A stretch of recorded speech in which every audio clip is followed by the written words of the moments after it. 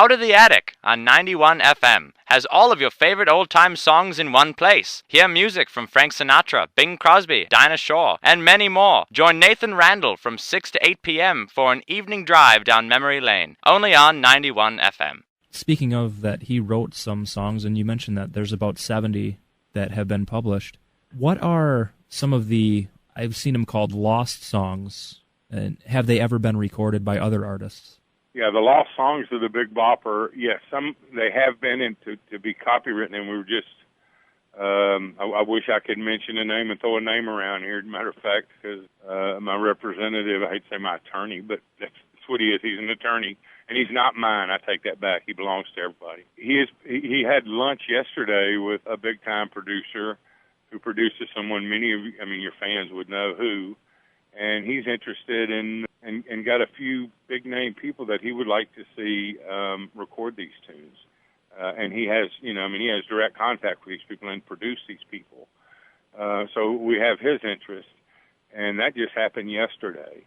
He didn't leave music; he left word, and so in a way, it's kind of a blessing because now any artist can put their own, their own signature on it. Their own, read the song and read the lyrics, and even, co-write a song with my father some 50 years after his death. I think is pretty wild in itself, but they'll be able to co-write a song with my father and let them do the music and, do their own arrangement. JP, what are some of the things we don't know about your father? I mean, most people, they know him as the Big Bopper. They know very little about my dad. I wasn't born, but I probably know more about my father than a lot of kids that grew up with their father. I made it my life's mission at 28 because I didn't know anything about my dad, and I wanted to find out. And of course, in the process, I found out a whole lot about the Big Bopper. But I also found out a lot about my dad, and my father would have probably. If everything had gone how he had planned, it had probably been about 2 years on the road, and then he would have bought a radio station and started, and kept producing, kept writing, developed new talent, working on his music videos. That's even another thing my father did in his contract with Mercury Records. He negotiated his contract, and there's a paragraph that my father added to it that says any and all media, just like that didn't come into use till the late 70s or even the 80s, that my father would retain that all Mercury had was the vinyl, 45, 78, 33 and a thirds. And then my father would retain any and all media that becomes known to man, basically. And you think you put that in context of today, today those same words are used for the last 20 years, but it's always been the Mercurys of the world, the Mercury Records of the world, and the companies that have put that in, telling the artist that anything that becomes known to man that they keep and blah, blah, blah. Well, my father was using that language many, many years before it came into vogue, and on top of that, he was using it to protect himself. And it wasn't the record company that thought to use that language. It was my father. And because of that, there's some things going on because we have not, over the years, we don't know what, since cassettes have come along and 8-track tapes and the internet and you just name it, all the things that have come along since Dad wrote that in that contract, there's some dispute as to what has happened. Has that been paid? I don't know. Has it not been paid? We don't know. And we hope to find all that out here in the next, one of those things that probably takes a couple of years, but that's something else we're looking into because we just did get a copy of my father's contract with Mercury last year. And it was quite interesting. I've got a lot of younger listeners here right at the campus. Can you explain, maybe from what you know of, how the music scene was back in the late 1950s or even the early to mid 1950s? Well, see, for me, that's a very difficult question because people assume because of who my father was that I would be up to snuff on that kind of thing. And when I said I was 28, I said earlier, when I made it my life's mission to learn about my father and who he was, there was a reason I was 28 years old when that happened, and that was because my mother kept me totally and completely out of the music scene. She lost her husband and my dad in this plane crash, and so she blamed the music business for his death. And so that was something that I was kept completely out of. You know, I mean, growing up, I grew up in Beaumont, Texas, where Dad lived, and everyone I knew, everyone that knew my dad, always spoke of JP. They never spoke of the Big Bopper. They knew my dad. I mean, they knew who the Big Bopper was, but that you know, like I said, that's what my dad did. That wasn't who he was. So they always spoke about my dad, JP Richardson. I can tell you, even when my father was buried, there's not a record. There's nothing. There's nothing that would indicate to you that my father was an entertainer. He was JP Richardson. You know, where even with remember when my mother passed, you know, the grandkids wrote notes and put them in the casket or did, you know, certain things, keepsakes and those kind of things. In my father's casket, you will find exactly nothing that would indicate to you that he was anything other than J.P. Richardson, even in his death. And it's just, you know, it was something that I didn't grow up knowing who, you know, I mean, I've been very fortunate and met a lot of these people and worked with a lot of these people. And when I first started out some 15 years ago, and was very fortunate to meet a lot of these people that knew Dad and knew him through his music.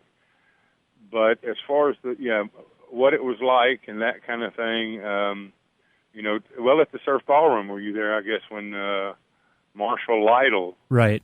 Yeah, and you know, for me, that was quite a kick. You know, you think about when you talk about the music in the 50s, mid-50s, here's a guy that had a #1 record 4 years before I was born, and yet I'm sitting backstage at the Surf Ballroom shooting a bull with him, and we're just having a good old time, just like, you know, we were fishing buddies.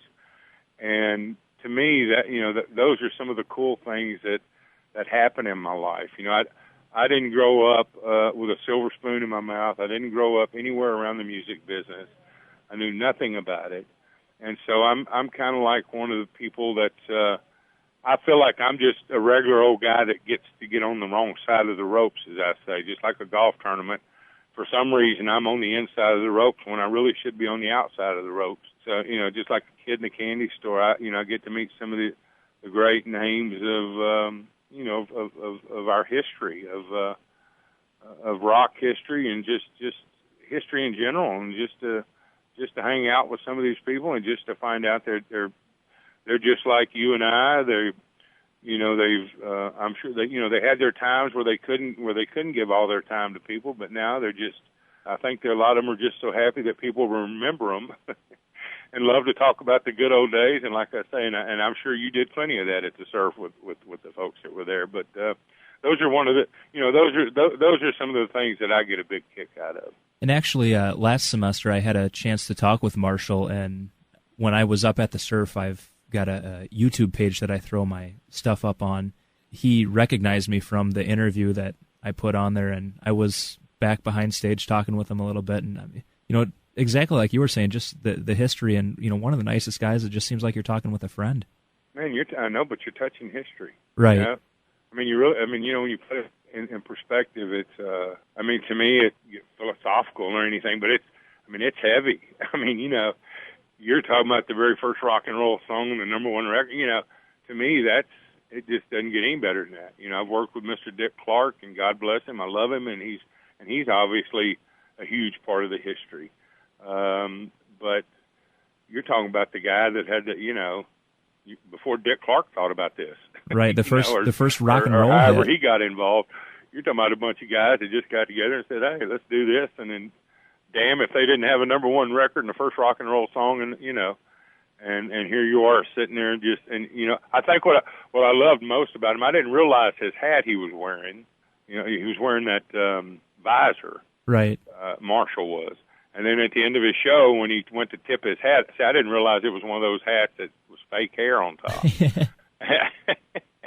And I just, you know, I mean, here he is. This man's 80-something years old, and he's still, you know, he's still sharp, and he's got it, and he plays to the crowd. I know he was telling the jokes, and he's, you know, I mean, he had to sit down, obviously, to, you know, he couldn't stand all that time, but it doesn't seem like he's lost anything. You know, I mean, the music.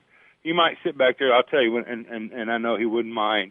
He was sitting in the chair backstage, and I asked him, you know, if I could please take a photo with him, and he said, well, sure. So I went to bend down, you know, to get that. He was sitting in the chair, And he looked at me.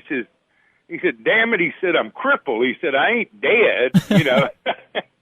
And so he got up out of his chair and, you know, and he has a hard time getting around, but that was his words, you know, and I felt kind of bad, like I said, you know, just trying to be nice here. But, right. And he was funny. I mean, you know, he was just being funny. And like I say, he hasn't lost anything. It doesn't matter. You know, he knows life's taking its toll, but when he gets on that stage, it's just like a whole new person, you know. I mean, as nice as he was backstage, he's just so energetic on stage, you know. Yeah.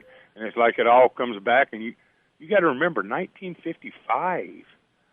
Like you say, you have a lot of young kids that listen. Their parents probably weren't born. Right. And you know, I mean, well, I know my grandfather graduated. Yeah, my grandfather graduated high school in 1953. So well, there you go. I mean, you know, you're talking, you know, for American history, that's a long time. Right. Yeah, that's going way back.